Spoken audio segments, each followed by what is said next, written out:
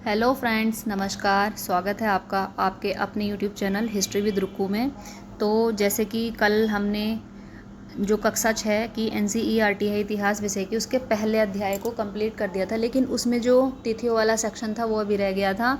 तो अभी तो रिसोर्सेज ना होने के कारण मैं अभी उसके बारे में ज़्यादा डिस्क्राइब नहीं कर पाऊँगी, लेकिन लास्ट में जो बॉक्स है उसके बारे में मैं बताऊँगी। और इसी के साथ साथ ये भी है कि जो इतिहास में तिथियाँ होती हैं तो उनका मतलब क्या होता है, ये भी मैं आपको बताना चाहूँगी। देखिए, जो इतिहास की तिथियों का मतलब होता है वो होता है कि जो घटना हुई थी तो उस घटना के घटित होने का समय क्या था, क्योंकि इससे क्या होता है कि इतिहास को समझने में हमें मदद मिलती है और इतिहास को क्रमबद्ध करने में मदद मिलती है। फॉर एग्जाम्पल, अगर हम किन्हीं 4-5 घटनाओं का वर्णन करें आपस में 4 लोग बैठ के भी, तो हम कभी कभी होता है ना कि हम सोचते हैं कि कौन सी घटना पहले हुई थी। तो भाई, जब हमें डेट पता होगी तभी तो हम उसका क्या करेंगे, तिथि पता होगी तभी तो हम ये निर्धारण कर पाएंगे कि कौन सी घटना पहले हुई थी।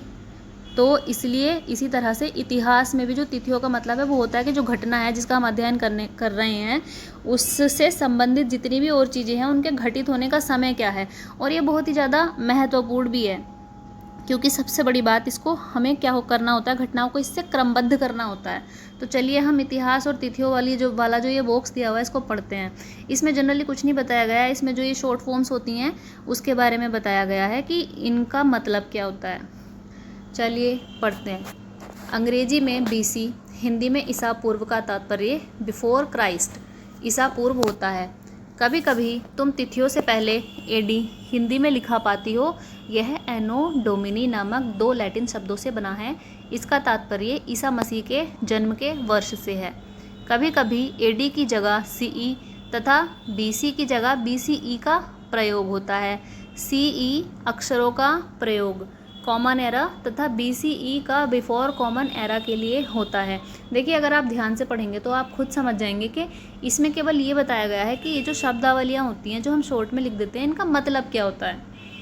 अच्छा, हम इन शब्दों का प्रयोग क्यों करते हैं? वो इसलिए करते हैं क्योंकि विश्व के अधिकांश देशों में अब इस कैलेंडर का प्रयोग क्या हो गया है, सामान्य हो गया है। भारत में तिथियों के इस रूप का प्रयोग लगभग 200 वर्ष पूर्व आरंभ हुआ। इसमें यह भी बताया गया है कि ये जो शब्द होते हैं हम इनका प्रयोग क्यों करते हैं, क्योंकि जो हमारे पूरा वर्ल्ड है उसमें जो अधिकांश देश हैं उसमें ये कैलेंडर ही प्रयोग किया जाता है, जिनमें ये डेट्स या ये जो तिथियाँ होती हैं हम ये यूज़ करते हैं। भारत में तिथियों का जो ये रूप है इसको लगभग कब प्रारंभ किया गया? 200 वर्ष पूर्व प्रारंभ हुआ ये।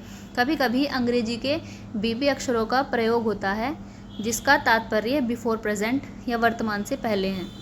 अब देखिए, इसमें केवल ये बताया गया है कि जो BC है उसको हम क्या कहेंगे, हिंदी में तो हम उसको ईसा पूर्व कहेंगे, और अगर हम इंग्लिश में उसकी फुल फॉर्म लिखेंगे तो वो होगा बिफोर क्राइस्ट।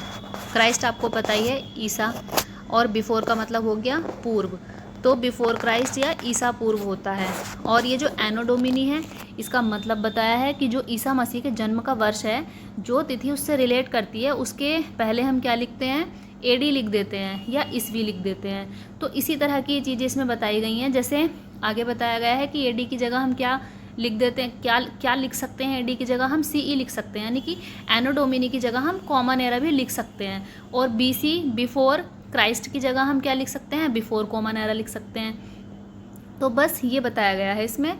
आई होप कि आपको ये, अगर आप ध्यान से पढ़ेंगे तो खुद भी समझ में आ जाएगा, अदरवाइज़ मैंने जो समझाया वो आपको समझ में आया हो तो नेक्स्ट टाइम हम बोर्ड पे ये चीज़ें समझाएंगे कि इनका हम जो निर्धारण करते हैं AD का या BC का, BCE का, इन सब का किस तरह से करते हैं। तो बने रहिएगा हमारे चैनल पे। धन्यवाद।